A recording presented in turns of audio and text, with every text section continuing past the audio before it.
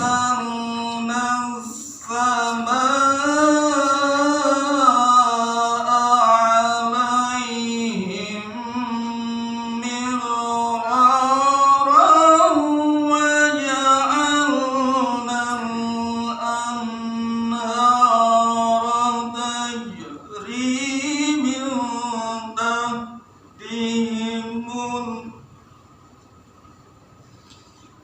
تجري من تحتهم فأهلكناهم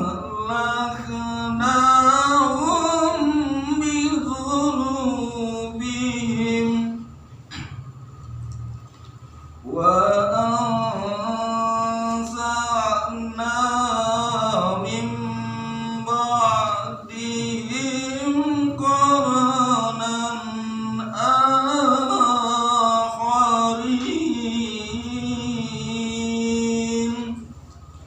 Sadaqallahul azim. Assalamualaikum warahmatullahi wabarakatuh. Bismillahirrahmanirrahim. Assalamualaikum warahmatullahi wabarakatuh. Alhamdulillah wassalatu wassalamu ala Rasulillah wa ala alihi wa ashabihi wa mawalah. Subhanaka la ilma lana illa ma 'allamtana innaka antal alimul hakim. Allahumma anfa'na bima 'allamtana wa 'allimna ma yanfa'una wa zidna ilma. Allahumma inna nas'aluka ilman nafi'an wa rizqan thayyiban wa amalan mutaqabbalan. Jamaah yang dimuliakan Allah Subhanahu wa taala, hari ini kajian kita masih berkait tentang himpunan putusan tarjih dalam pembahasan kitab Syam.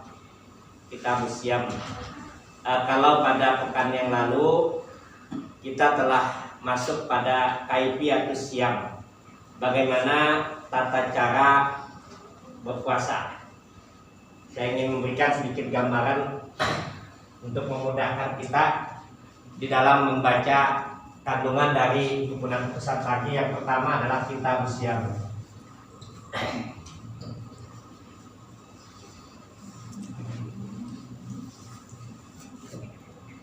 Ini yang ada dalam putusan tarjih dalam bab kitab syam ini.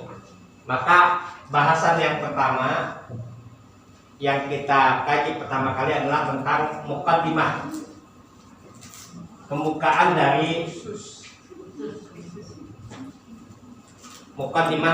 kitab syam.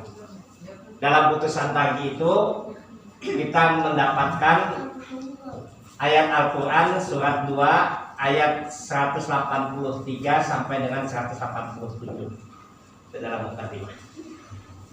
Bahasan yang kedua nanti dalam putusan tarjih yang kita masukkan dan kita lihat adalah kaifiyat.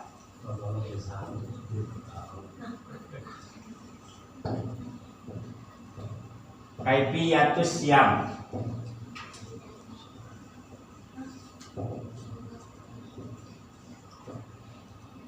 Kaifiyatus syam ini kita lihat di dalam putusan tarjih ini adalah tentang tata cara saum atau puasa. Apa bahasan dalam kaifiyatus syam ini? Kita lihat pertama bahasan yang berkait tentang permasalahan menentukan waktu saum. Itu apa yang kemarin kita bahas terkait dengan ru'yat dan hisab. Ya. Ini penentuan waktu saum.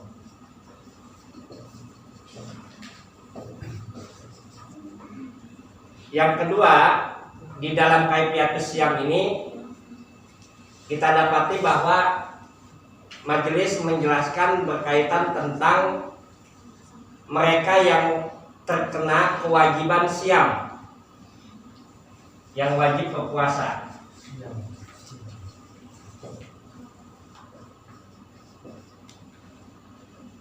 Ini yang mereka. Yang ketiga dalam kaifiyatus syam ini kita akan dapati mereka yang mengqadha, yang boleh tidak berpuasa.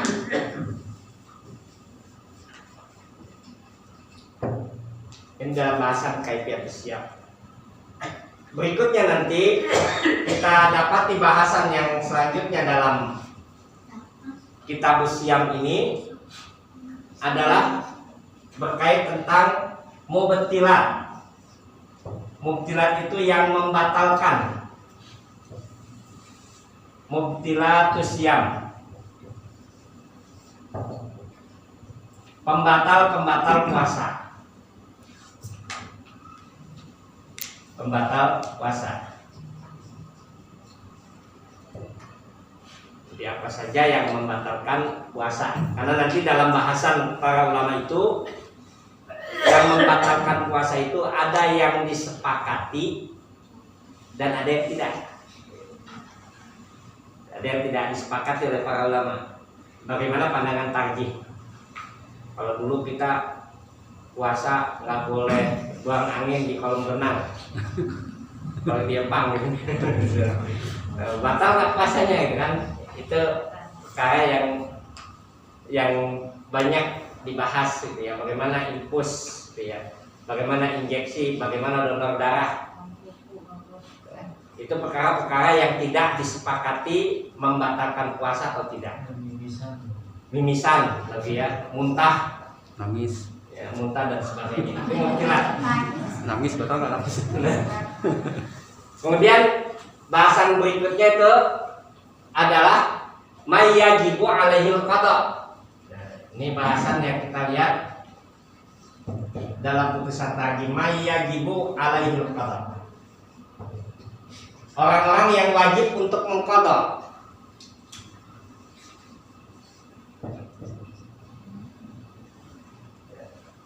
Mayyajibu alaihil qada. Siapa yang wajib untuk mengqada, mengganti puasanya. Ini bahasan dalam putusan tarjih. Berikutnya mujtanabat asyam. Perkara-perkara yang harus dijauhi oleh orang yang puasa. Jadi selama puasa kan cuma makan, minum, jima 3 tadi. Tapi ada perkara yang memang harus dijauhi, maka dibahaslah oleh tarjih dan dimasukkan di dalam kitab siyam. Itu yang disebut dengan mujid, yang harus dijauhi.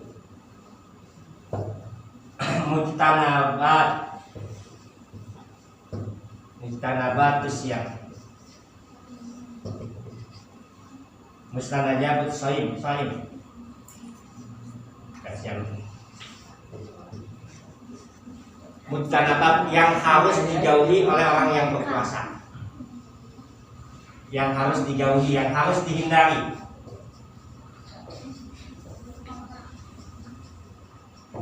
Nah, baru berikutnya 2 bahasan yang dibahas dalam kitab siyam itu adalah bahasan terkait tentang as-sahur wal iftar, sahur dan berbuka.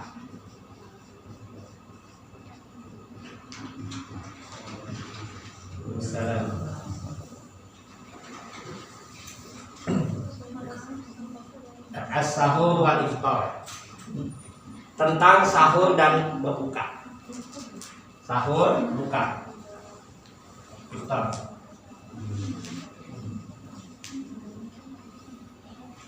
Yang terakhir bahasan kitab siyam itu qadailul a'mal, amal-amal yang utama dilakukan dalam ibadah.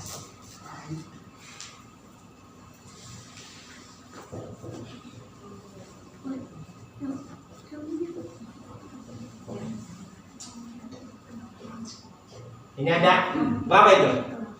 Ada 7 ya. Muqaddimah, kaifiyatus siyam, mubtilatus siyam, man yajibu alaihil qada, mujtanabatus shaim, as-sahur wal iftar, qadailul a'mal. Ini bahasan dalam kitab siyam, yang insya Allah sih hampir semuanya ini sudah kita pahami, karena berkaitan tentang ibadah yang rutin kita lakukan tiap tahun. Yang tiap tahun aja kita sudah hafal, apalagi yang tiap hari 5 kali.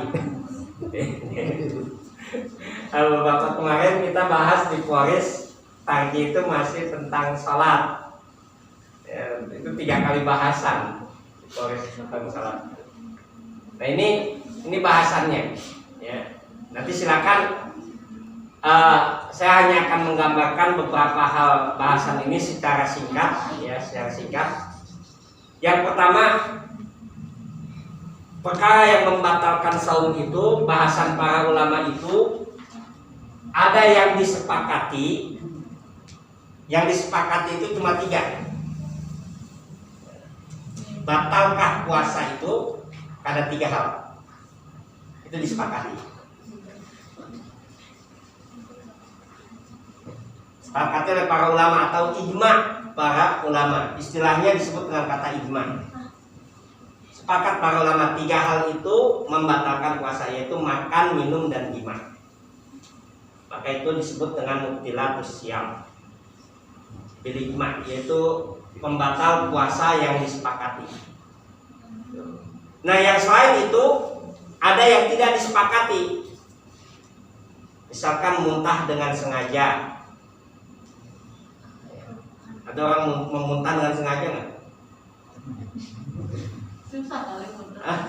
Dia korek gitu, dia rokok muntah. Misalkan dia masuk angin, kemudian nggak enak perutnya, sengaja dia korek untuk memuntahkan.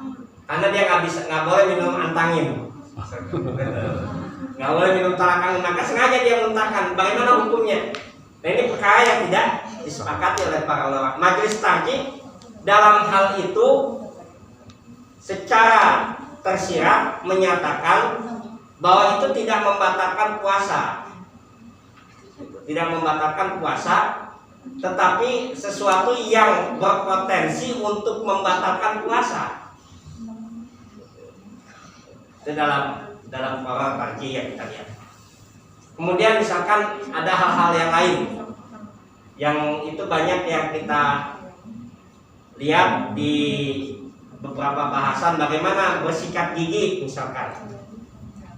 Ya kan, sikat gigi ya. Imam Syafi'i rahimahullah ta'ala menyebutkan bahwa batalnya orang yang bersikat gigi kalau dia sudah lewat waktu zawal. Zawal itu artinya apa? Lewat waktu zuhur. Zawal matahari itu, kalau sudah zuhur matahari itu, maka tidak boleh lagi dia bersikat gigi, bersiwak. Itu yang dipahami oleh Imam Syafi'i. Mana dalilnya? Ternyata tidak ada dalil yang menunjukkan secara khusus batalnya itu. Maka itulah yang tidak disepakati. Karena menurut Imam Syafi'i, kenapa batal pada zawal? Beliau hanya mengambil hadis Nabi SAW yang menyebutkan bahwasanya Allah Subhanahu Wa Taala menyukai bau mulut orang yang berpuasa, lebih wangi dibandingkan aroma bau kasturi. Itu hadis yang sahih. Nah, dipahami oleh Imam Syafi'i bahwa hadis itu keluarnya bau yang tidak enak bagi orang yang berpuasa itu setelah zawal. Kalau sebelum zawal masih belum ini, masih biasa saja itu. Belum bau. Karena pembakarannya kosong, mungkin secara medis ya, kosong, maka keluar aroma yang tidak sedap itu pada zawal. Maka itulah kemudian beliau menyatakan bahwa batal puasa kalau dia bersikat gigi secara setelah zawal, yaitu setelah matahari naik ke atas. Itu dipahami oleh Imam Syafi'i. Tetapi para ulama yang lain menyatakan tidak ada hal yang membatalkannya. Tidak ada hal yang membatalkan. Ini perkara yang disebutkan adalah perkara yang tidak disepakati oleh para ulama. Kecuali kalau sikat giginya sambil nelen odol, batal dan puasanya itu ya. Kalau dia sikat gigi saya tidak membatalkan. Umur-umurnya pakai kolak gitu. Nah, ini ya, itu yang tilatus syam. Kemudian siapa yang wajib qadha? Pada bahasan yang lalu itu kita dapati mereka yang wajib qadha. Wajib qadha pada ketika kita membahas tentang definisi syam itu, yang pertama adalah mereka yang safar, bepergian. Dia boleh memilih antara berangkat tadi, safar tadi, apakah dengan saum atau tidak. Nah, ini adalah perkara yang nanti masuk, dia harus membayar dengan qadha. Yang kedua, orang yang sakit sakit yang memungkinkan kesembuhan, sakit yang tidak terus menerus. Maka nanti dalam Qaror Majelis Tagih disebutkan kalau seandainya sakit itu terus menerus dan dia berat untuk berpuasa, maka tidak ada qada baginya, tetapi dia cukup membayar fidyah. 1 mud, berapa ukuran 1 mud itu?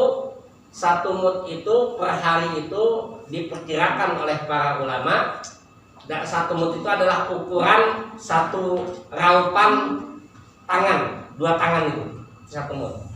Yang kemudian Majelis Tagih dalam hitungannya kurang lebih 0,5 kg. Itu 1 mud per hari hitungannya. Nah ini yang mereka membayar fidyah kalau mereka sakitnya tidak memungkinkan. Kemudian siapa lagi yang dia membayar dengan fidyah qada misalkan? Yang membayar dengan qada adalah mereka yang dalam batalnya puasa itu tidak berpuasa itu karena haid dan nifas. Karena haid. Nah, mereka yang selain itu maka dia membayarnya dengan fidyah. Contoh misalkan orang tua yang sudah tidak lagi sanggup mungkin berpuasa, ya udah nggak sanggup, jangan paksakan. Oh nanti dibayar kodok apa lagi nggak sanggup lagi nanti. Nah, itu yang pertama. Yang kedua, orang yang hamil dan menyusui. Kemudian kita kasih gambaran ada orang hamil, bagaimana? Para ulama itu bersepakat bahwa orang yang hamil itu dia ada qada, tetapi tidak bersepakat apakah dia membayar puasanya orang yang berpuasa itu wajib qada. Tapi qadanya itu dengan apa? Apakah dengan fidyah ataukah puasa? Itu yang tidak disepakati. Imam Syafi'i dalam hal itu menyebutkan bahwa yang harus dilakukan bahwa bagi mereka yang hamil atau menyusui, maka dia mengusahakan membayar fidyah lebih dahulu. Baru kemudian ketika sanggup untuk berpuasa, maka dia membayar puasanya. Itu menurut Imam Syafi'i dalam fikihnya. Tapi para ulama yang lain, dan ini yang diambil oleh Majelis Tagih, sudah tidak akan ada lagi dia waktunya untuk membayar puasa, cukup dengan membayar fidyah. Dan itu yang ada di dalam putusan Tagih. Maka dia membayar fidyah. Kenapa? Karena dia akan merasakan keberatan ketika dia hamil. Dokter menyatakan, medis menyatakan sebaiknya ibu tidak berpuasa karena membahayakan kandungan. Maka bagi dia tidak berpuasa. Selesai hamil, dia mau membayar fidyah, membayar puasanya, qada puasanya, lalu kemudian dalam kondisi dia menyusui, tentu memberatkan. Setelah dia menyusui, hamil lagi, kapan lagi dia bayar? Menyusui kan 2 tahun gitu kan. Ada orang yang seperti itu. Kalau dulu orang bilang hamilnya seperti kucing gitu ya, gampang karena sering banyak. Maka kapan dia akan membayar puasanya itu kan nggak mungkin kan. Nah dari situ majelis mengambil pendapat dan menguatkan pendapat bahwa mereka yang dia hamil dan menyusui tidak adalah baginya untuk mengqadha puasa tetapi membayar fidyah. Kalau seandainya hamil dan menyusuinya itu berat secara medis dan membahayakan rahim atau janinnya, itu yang disebutkan dalam Qaror Majelis, maka itu tidak ada baginya untuk qadha tetap membayar fidyah. Nah dalam hal mujtanabatus shaim yang harus dihindari oleh orang yang berpuasa banyak. Itu yang kemarin pada mukaddimah kemarin itu kita ambil sebuah definisi di mana menyebutkan kepada kita bahwa orang yang dimaksudkan dengan berpuasa itu bisurutin mahsusatin, dengan syarat-syarat yang telah ditentukan. Syarat-syarat yang ditentukan itu apa? Bahwa orang yang berpuasa itu selama dia berpuasa harus melaksanakan perintah Allah, meninggalkan larangan Allah. Nah ada larangan Allah yang dilakukan dalam berpuasa gitu. Tetapi tidak membatalkan puasanya secara pasti. Contoh misalkan ngumpi atau membicarakan orang lain, membicarakan aib, batal nggak puasanya? Enggak, tetapi merusak nilai puasa. Kecuali kalau ngomongin orang lainnya sambil makan kuaci misalnya, batal puasanya. Tapi kalau dia hanya membicarakan aib orang atau menghabiskan waktunya dengan ropas yang kata Nabi SAW, beliau sampaikan kepada kita, barang siapa yang dia tidak mampu menahan perbuatan ropas atau ucapan ropas, bahkan dia melakukannya, malam yada qaula zur wal amila bihi fala hajata lillahi ayyada ta'amahu wa syarabahu. Siapa yang dia tidak mampu menahan perkataan keji, bahkan dia melakukan perbuatan keji, maka Allah tidak ada kepentingan apakah dia puasa atau enggak. Artinya Allah tidak akan mempedulikan. Batalkah puasanya? Tidak. Tetapi nilai puasanya rusak, bisa habis atau berkurang. Ini perkara-perkara yang ditanabat, yaitu yang harus dihindari. Menghabiskan waktu yang tidak bermanfaat. Menghabiskan waktu yang tidak bermanfaat. Maka perhatikan bagaimana ketika para sahabat itu dalam bulan Ramadan itu justru sangat produktif. Produktifnya bukan untuk hal yang bersifat duniawi, tetapi produktif dalam hal akhirat. Kenapa? Karena mereka tahu bagaimana waktu untuk mendapatkan kesempatan bertanam yang besar, waktu musim yang luar biasa. Itu kan yang Allah katakan dalam ayatnya, ayyam ma'dudat, bahwa puasa Ramadan itu, waktu bulan Ramadan itu adalah waktu yang telah ditentukan. Maka orang yang cerdas itu dia bisa memanfaatkan waktu. Ketika dia berada Ramadan, dia akan memaksimalkan ibadah. Itu yang luar biasa. Nah, para sahabat seperti itu. Ya. Maka banyak kita lihat misalkan di kalangan para sahabat, sebagaimana perkataan Abdullah bin Mas'ud itu, bahwa kami biasa menghafal Al-Quran, menghatamkan Al-Quran itu ada di antara kami yang sebulan sekali, ada yang dia sebulan 2 kali menghatamkan Al-Quran, ada yang seminggu sekali, ada yang 3 hari sekali, 3 hari sekali, sehari 10 juz. Kata anak muda, wow, sehari 10 juz gitu kan, luar biasa itu, sehari 10 juz. Bahkan Imam Syafi'i dalam satu riwayat kita dapati, dan riwayat ini benar karena dinukilkan oleh banyak para ulama secara sanad, bahwa pernah satu kali Imam Syafi'i rahimahullah ta'ala menghatamkan Al-Quran dalam waktu 1 bulan 60 kali. Berarti sehari 2 kali. Kita pikir apa bener kan nih ceritanya ini kan? Dalam pikiran gua aja bacanya susah banget ini. Para ahli sejarah menyatakan bahwa riwayat yang menyebutkan itu benar, nggak bohong. Artinya oleh para ahli sejarah itu terukur. Oh, ini diriwayatkan siapa yang meriwayatkan itu adalah orang-orang yang jujur.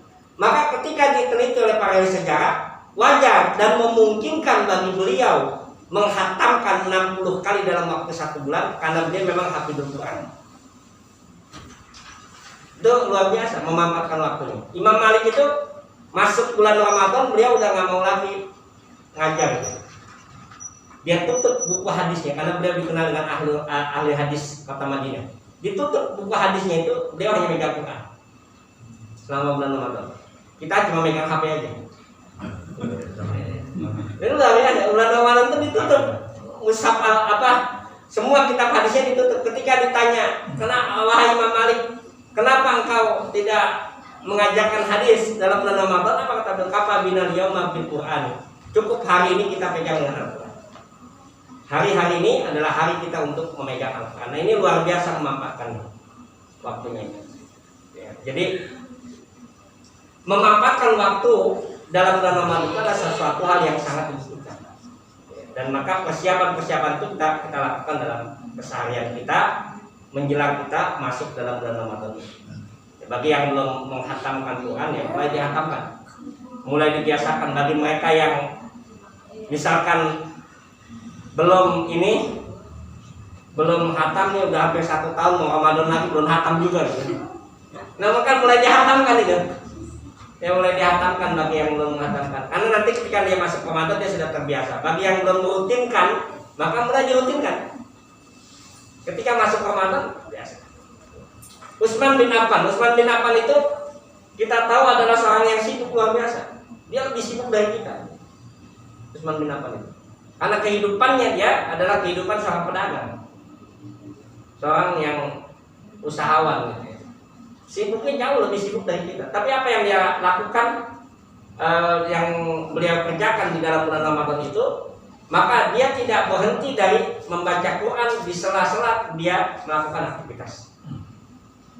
Jadi beliau memanfaatkan waktunya secara maksimal. Nah ini yang harus dilakukan di dalam mujtanabatus siam tadi, yang nanti berkaitan tentang memanfaatkan amal-amal yang saleh dalam bulan Ramadan.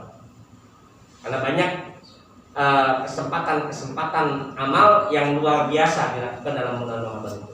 Di antaranya misalkan adalah memperbanyak sholat sunnah, terutama adalah qiyamul lail. Itu luar biasa, atau sholat tarawih yang kita kenal ya. Kalau di bulan lain mungkin kita agak sulit, agak berat untuk melakukan qiyamul lail, tapi dalam bulan Ramadan itu kita dilatih dan dipaksa untuk dikondisikan untuk melakukan qiyamul lail. Sekalipun mungkin kita masih pandemi.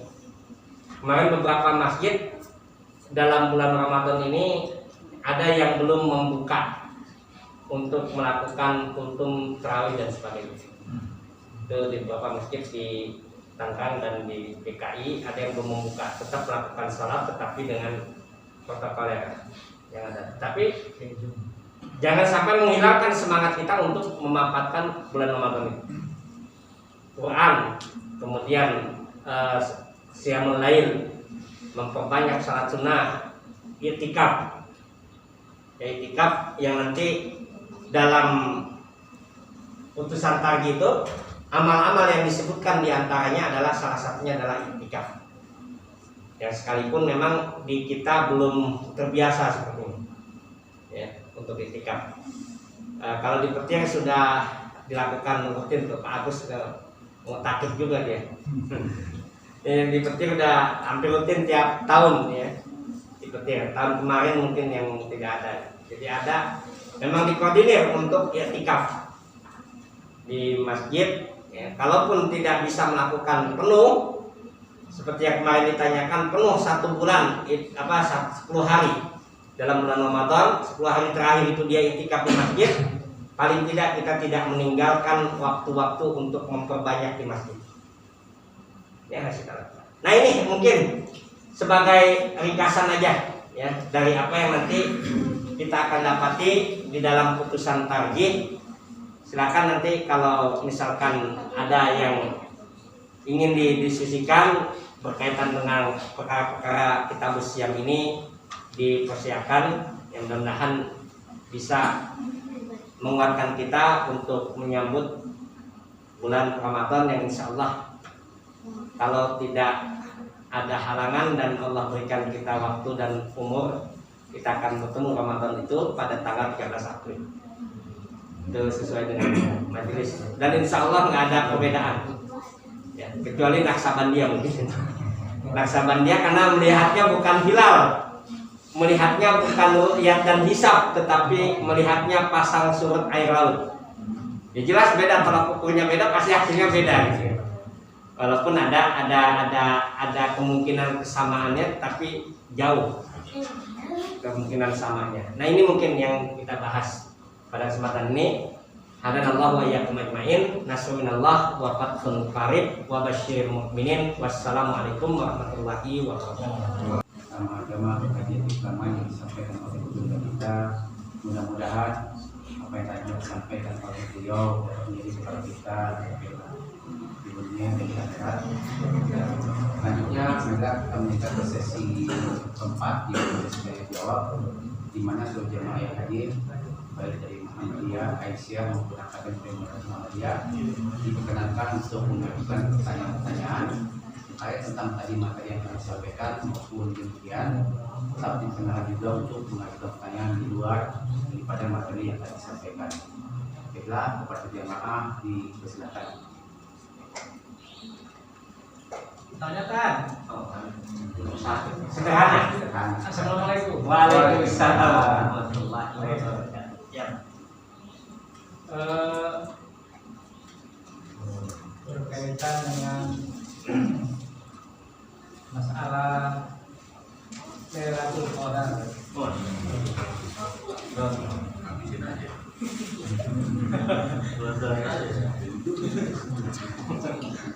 Banyak yang berkata 10 hari menjelang bulan suci Ramadan. Sekarang di masjid-masjid tetangga ini, mari kita mencari yang namanya Lailatul Qadar. Nah, yang dimaksud Lailatul Qadar itu sampai sejauh mana kita? Itu yang pertama. Yang kedua, apabila kita untuk melaksanakan sahur esoknya gitu ya, tapi kita terlambat itu, ada keterlambatan untuk bangun sahur. Nah pada saat kita mau makan atau minum gitu ya, itu sudah ada tiba imsak. Nah ini Imsak apa aja? imsak. Imsak. Belum aja. Nah yang sekarang banyak yang mengatakan bahwasanya setelah imsak stop. Jadi ini mengatakan sampai pada ada. Nah ini yang pas gitu ya. Kira-kira gimana? Itu saja. Terima kasih. Ya. Ya hadisnya itu hadis Aisyah. Saya akan jawab yang pertama tentang imsak itu. Kata Nabi SAW itu la yamna'ukum, jangan sampai menghalangi kamu bisa wabi ta'am, untuk kamu makan dan minum bil akli wasyarab, untuk makan dan minum azannya Bilal. Jangan sampai menghalangi kamu. Artinya apa? Lanjutkan saja azannya Bilal. Nanti kita akan bahas kapan Bilal itu azan. Artinya Nabi menyuruh makan dan minum kalaupun Bilal telah azan.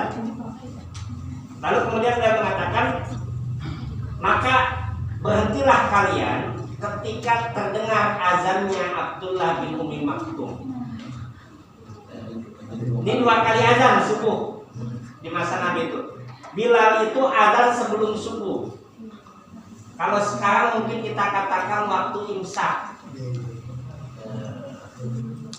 Nah, Abdullah bin Ummi Maktum dia azan ketika masuk waktu subuh, maka Nabi suruh berhenti.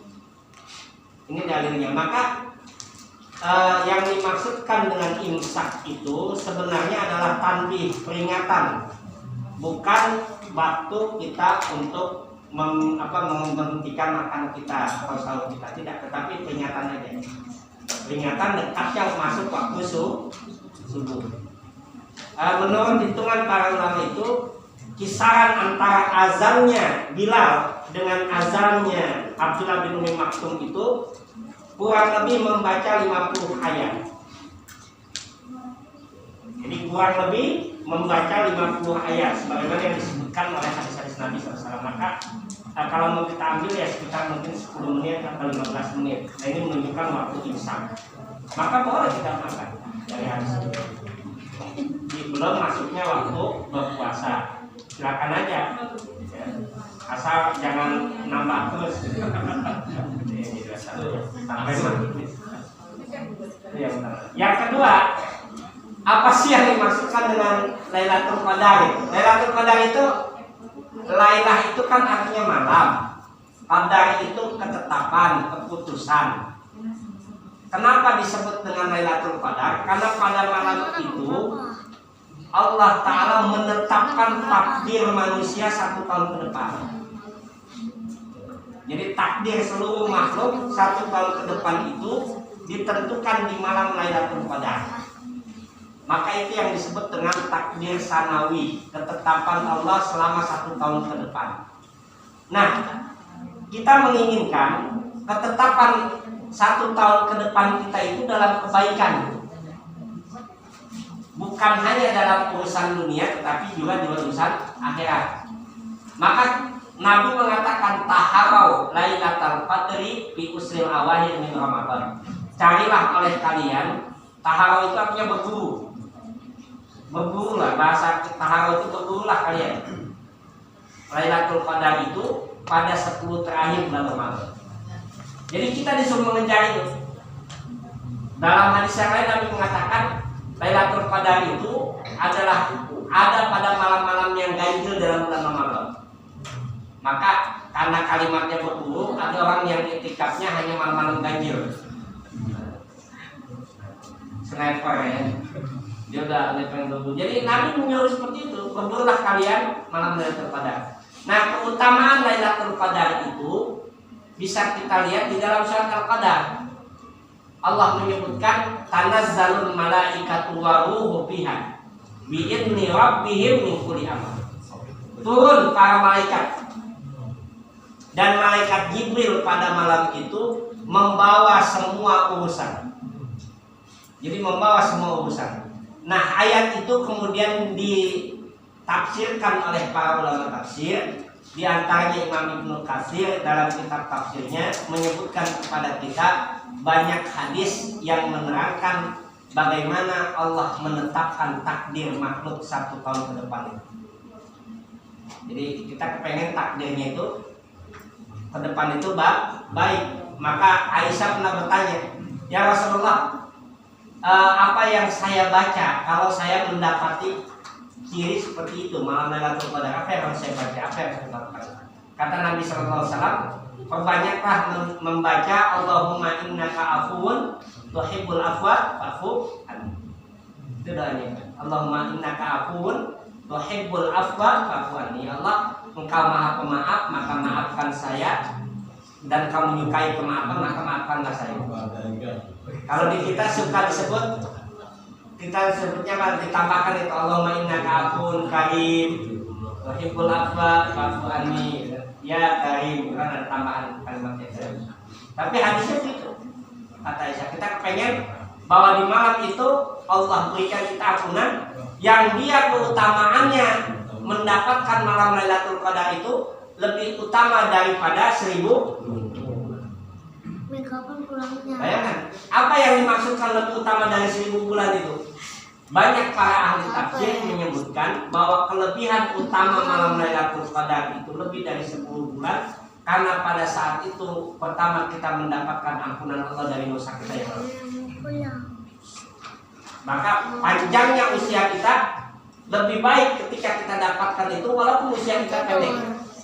Karena kita sudah mendapatkan kebaikan dengan diampunkan dosa.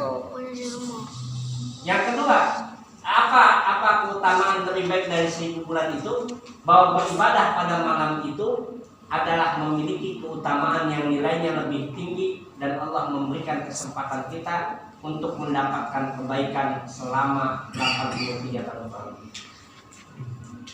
Itu yang jadi ini diantara keutamaan malam Lailatul Qadar.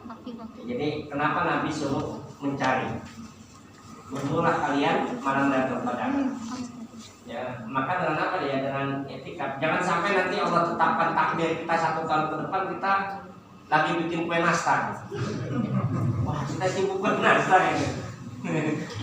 Padahal itu 10 hari terakhir ya, pada saat bukan nggak boleh kita mempersiapkan, silakan. Tapi kalau bisa sebelum 10 terakhir itu udah beres. Nah, ngaduk kalau dulu baju apa segala macam udah beres 10 terakhir udah beres. Jadi 10 terakhir nggak diganggu gugat lagi. Kita urusannya adalah ibadah fokus itu.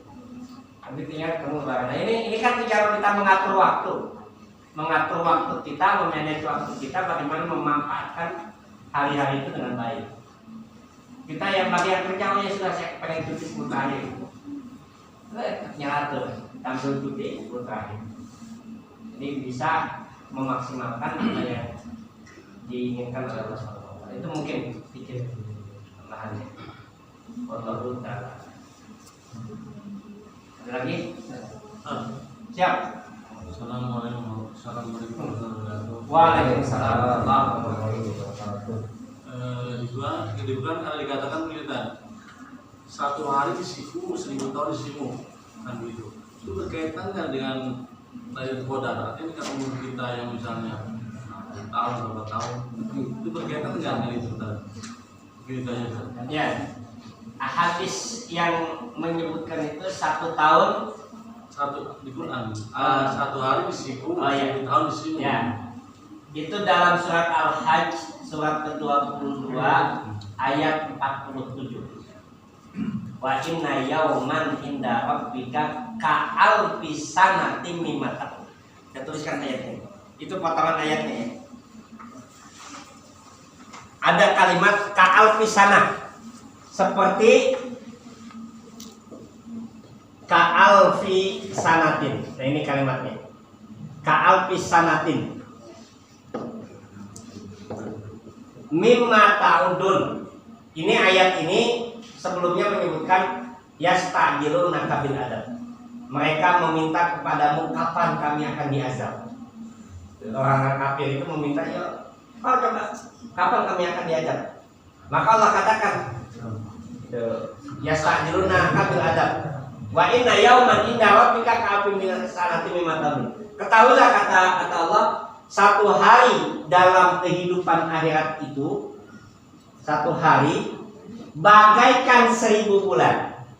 Ini ada kalimat ka. Ka itu tamsil namanya dalam bahasa itu, maka disebut dengan bagaikan. Bukan benar-benar 1000 bulan, tetapi bagaikan 1000 bulan yang kamu hitung. Bagaikan 1000 bulan yang kamu hitung. Ini hitungan Allah itu 1 hari seperti 1000 bulan yang kamu hitung di akhirat. Kita ngitungnya 1 hari 24 jam, maka di akhirat itu bagaikan 1000 bulan kehidupan di akhirat. Kenapa dikatakan dengan kata kalimat bagaikan? Karena akhirat itu sudah tidak ada lagi hitungan hari. Maka kan disebut hari akhir.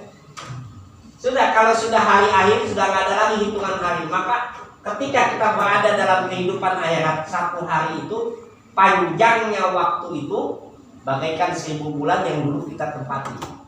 Kalau kita pernah merasakan 1000 bulan, maka 1 hari itu panjangnya itu seperti 1000 bulan. Maka disebutkan kata kait tadi. Maka bukan benar-benar 1000 bulan, atau bukan matematis gitu ya. 1 hari sama dengan 1000 bulan, 1 hari dunia sama dengan 1000 bulan akhirat, enggak. Tetapi bagaikan 1000 bulan karena panjangnya waktu dan tidak ada lagi hitungan hari pada saat itu kata kita. Nah kalau mau kita kalkulasikan, kita hitung-hitungan gitu kan, tentu kita hitung-hitung. Kita hitung misalkan 1000 bulan 1 hari, umur kita berapa? 1 tahun berapa hari? 360 hari misalkan. 360 hari 1 tahun. Umur kita 40 atau 60 tahun. Berapa hari kita dalam kehidupan dunia? Maka 1 hari kehidupan akhirat itu 1000 tahun. Itu jauh panjangnya. Nah kalau mau kita hitung kehidupan akhirat, kita balik ke dalam kehidupan dunia, maka umur yang 60 tahun itu dalam hitungan Allah hanya singkat. 60 tahun itu ya sekitar waktu pagi sampai zuhur. Itu kan kalau kita bagi, kalau kita tarik akhirat ke dunia sangat sempit itu waktu kita. Nah itu hitungan yang disebutkan dalam ayat surat Al-Hajj ayat 20 ayat 47 surat 24. Jadi hitungannya seperti itu ya. Betapa waktu kita ini pendek.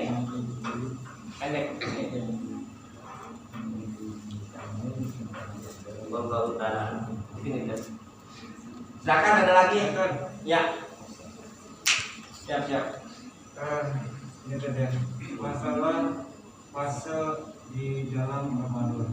Itu kan ada 3 fase. Ada 10 hari Pertama itu adalah ada rahmat. 10 hari kedua itu maghfirah, dan yang terakhir adalah pemilihan. iya. Secara pribadi saya kayaknya belum merasakan itu dan ya secara pribadi apa sih ya, saya merasakan ya puasa ya gitulah.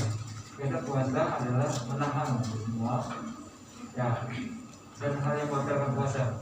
Jadi yang secara pribadi saya begitu. Saya belum merasakan itu rahmat, maghfirah dan pembiayaan. Kita ini apa yang sebaiknya dilakukan, Ya bisa merasakan. ya kita bisa merasakan nikmat puasa itu 10 hari yang pertama, 2 hari kedua, dan 2 hari ketiga. Apa yang harus sebaiknya kita persiapkan dan kita lakukan. Terima kasih. Ini kenapa saya ingin mengawali gini. Banyak di antara kita yang sudah terbiasa dengan ibadah yang kita lakukan, sehingga menjadikan ibadah itu adalah satu rutinitas. Jadi tidak ada keistimewaan. Sholat misalkan, kita biasa sehari 5 kali sholat, ya jadi kayak rutinitas saja. Tidak lagi merasakan kenikmatan kita dalam sholat. Tapi coba bandingkan ketika orang berangkat haji. Karena dia belum pernah kan. Ketika dia berangkat haji, dia merasakan nuansa yang berbeda. Karena apa? Karena dia belum merasakan ketika dia berangkat haji. Tapi ketika dia lakukan rutin, dia akan hilang lagi rasa itu. Nah ini yang penyakit yang dikatakan oleh para ulama, hilangnya kenikmatan ibadah itu karena kita tidak merasakan hakikat ibadah, kita terjebak pada rutinitas ibadah. Malah hakikat ibadah itu pengabdian. Nah, bagaimana kita mengabdi, bagaimana kita merasakan kerendahan kita itu, nah baru akan merasakan nikmatnya. Maka kalau bagi kita yang baru pergi haji, baru pergi umroh, mungkin kita akan merasakan nikmat. Tapi bagi orang yang punya travel haji, travel umroh, biasa aja nih. Kayak orang pelesiran aja. Karena dia merasakan yang menjadi yang rutinitas ya. Hari ini dia makan, 3 bulan kemudian atau bulan besok atau 2 minggu kemudian dia nganterin orang lagi berangkat. Nah, kita kadang-kadang nggak sadar bahwa itu niat itu adalah niat kita ibadah, bahwa kita adalah beribadah. Sehingga kita melakukan persiapan dalam ibadah tadi. Biasanya tadi bagaimana kita mengatur waktu bulan Ramadan. Ya udah, saya kasih yang sederhana. Kita mau sholat malam nanti malam. Kayaknya kita nggak ada perencanaan. Tapi kalau besok kita mau ketemu sama bos, kita perencanaan. Paling mau ketemu misalkan pengawas besok, pasti udah merencanakan apa yang mau saya lakukan. Tapi ntar malam kita mau sholat tarawih, mau sholat malam, kita nggak punya perencanaan. Malam ini kita baca ayat apa ya? Surat apa ya? Doa apa yang kita baca? Kan kita nggak punya rencana ya. Tahu ya malam aja udah rutin sholat malam udah selesai. Nah ini yang dikatakan di atas tadi, adanya persiapan bahwa kita sedang menghadapi ibadah, dan ini ditunjukkan oleh para sahabat. Abdullah bin Umar itu kalau dia setiap kali berwudu itu dia akan ucap bias. Ketika ditanya kenapa kamu ucap, apakah kamu tidak tahu kita akan bertemu dengan siapa saat ini? Karena dia mempersiapkan ruhnya tadi. Jadi ada persiapan. Nah persiapan itulah yang dilakukan oleh Nabi ketika bulan-bulan ini, di bulan Rajab dan di bulan Sya'ban, beliau memperbanyak mengencangkan ibadahnya. Supaya nanti Ramadan itu dia udah punya siapa. Kita juga begitu. Maka beliau memperbanyak puasa sunnahnya, memperbanyak qiyamul lailnya, memperpanjang qiyamul lailnya itu ketika beliau semakin dermawan di bulan Sya'ban. Karena mempersiapkan Ramadan. Jadi yang paling besar dari itu adalah hilangkan bahwa itu adalah rutinitas. Yang kedua, bahwa kita mempersiapkan diri dalam pelaksanaan ibadah. Seringkali kita kurang persiapan. Tadi kita mau sholat zuhur, kita baca apa ya? Kita nggak ada persiapan. Terus kena aja baca dulu lah kita. Karena kita mau bertemu dengan pimpinan gitu. Tapi kita nggak mau persiapan apa yang mau kita lakukan. Saya selalu gitu. Contoh lain misalkan buka puasa nanti. Nabi kan mengatakan gini.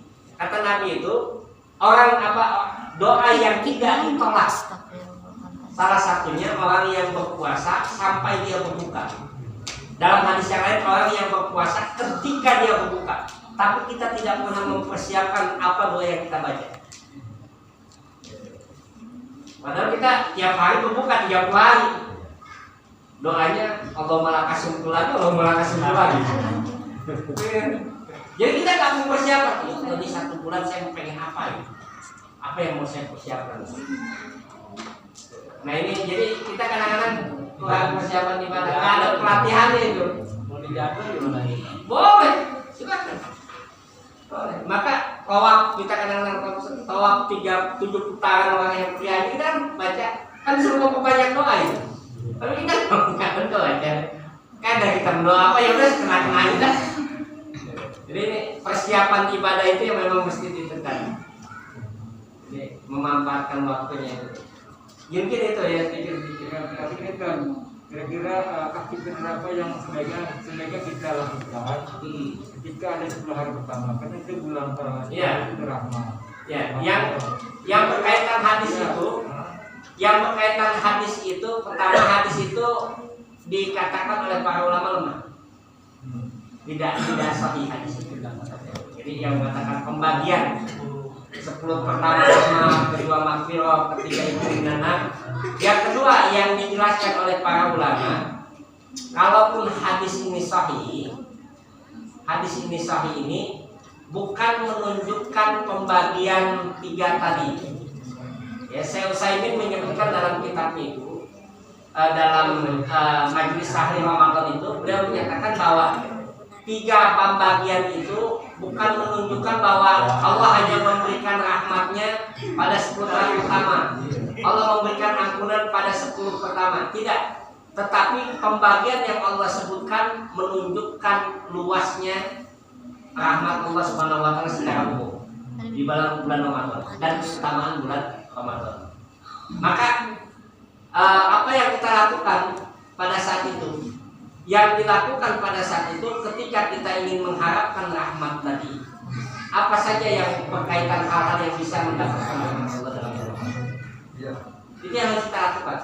Silaturahim, memudahkan kita untuk mendapatkan rahmat Allah. Majelis ilmu, membaca Quran, memperdengarkan Quran, itu kan kaitan dengan rahmat. Nanti lihat ayat-ayat kalau cari di Google. Rahmat keluar semua. Ayat-ayat tentang rahmat. Apa saja ayat-ayatnya? Terus ayat-ayat tentang ampunan apa saja tentang ampunan itu? Nah, ikum minan nar, dijauhkan dari neraka, itulah yang ada di 10 terakhir itu, yang kemudian Nabi mengajarkan doa kita untuk membaca itu tadi. Allahumma innaka afuwwun tuhibbul afwa fa'fu anni. Agar kita terbebas dari api neraka. Itu amalan-amalan yang bisa kita lakukan. Tetapi sekali lagi bahwa hadis itu para ulama mengatakan bahwa tidak sahih, lemah.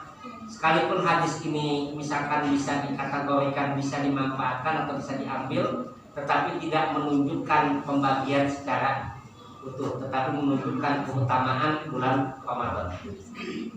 Itu ya. Banyak nanti ayat-ayat tentang rahmat, apa saja yang bisa mendapatkan rahmat Allah, apa saja yang bisa mendapatkan ampunan Allah. Dan sekali lagi jamaah yang dimuliakan Allah Subhanahu wa taala, itu dimulai dengan persiapan. Ya, persiapan kita memasuki Ramadan. Maka kalau kita baca hadis tadi itu, hadis doa Allahumma innaka afuwun, kenapa kita mintanya Allahumma innaka afuwun? Allahumma innaka afuwun, ya Allah engkaulah pemaaf. Kenapa kita nyebutnya pemaaf?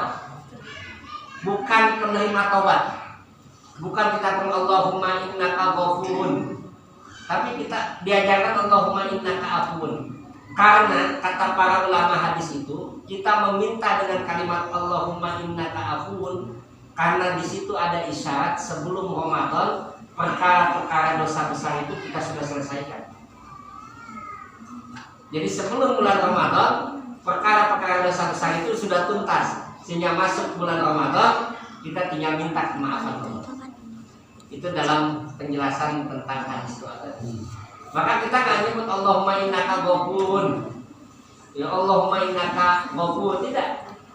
Ya, tetapi kita ghafar, tapi kita sebut Allahumma innaka afun, yang diajarkan Nabi. Kenapa? Karena afun itu sifat maaf Allah dari dosa-dosa kecil. Ghafurun itu sifat pengampun Allah dari dosa-dosa besar. Maka kata para ulama hadis, ada isyarat sebelum Ramadan ini kita selesaikan perkara-perkara besar. Perkara dosa kita besar kita hilangkan dengan tobat. Maka Nabi mempersiapkan diri dengan itu, memperbanyak ibadah dan sebagainya. Sehingga masuk bulan Ramadan kita sudah siap, tinggal kita minta hal-hal yang kecil yang bisa kita ketahui. Itu yang Allah.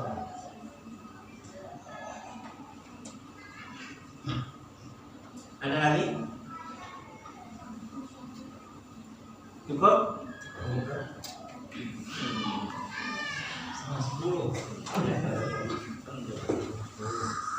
Alhamdulillah baru saja sudah menyelesaikan sesi tanya jawab. Setelah itu akhirnya kita sudah sambil di kegiatan. Mudah-mudahan seluruh rangkaian kegiatan kita pada malam hari ini dari awal ke akhir dapat mendatangkan keberkahan dari Allah Subhanahu wa Ta'ala. Dan tetap dari akan hidup kita semoga selalu dilimpahkan keberkahan kami dan berbentuk dalam pada yang sakit di tempat yang dan dikembalikan kembali kesehatan yang seperti kala sehingga dapat berkumpul lagi bersama kita. Dan kami selaku pengurus mohon maaf kekurangan. Marilah kita tutup pengajian pada malam hari ini dengan membaca